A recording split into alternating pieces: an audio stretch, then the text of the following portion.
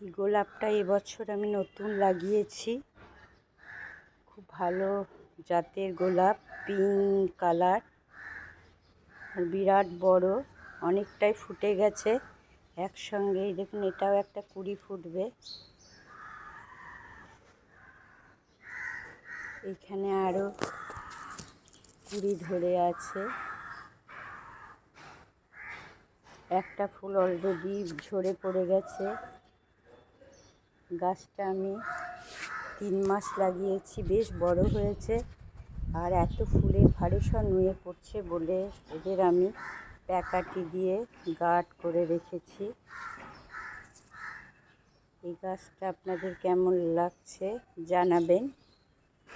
গোলাপ গাছটাকে সারা বছরই যত্ন করে রাখতে হবে। ডালও ফুল হয়ে যাওয়ার পর ডালগুলো পোটিং করে দিতে হবে, তাহলে গাছটা 10 বছর থেকে 12 বছর গাছটা এই টবের মধ্যেই থেকে যাবে। আপনাদের এই গোলাপ ফুলের কালারটা বা গোলাপ গাছটা দেখে কেমন লাগলো লাইক বা কমেন্ট করে জানাবেন। খুব বড় জাতের গোলাপ, কুড়িটাও খুব বড় হয়েছে। অলরেডি আরও 2টো কুড়ি হয়ে আছে গাছটাতে।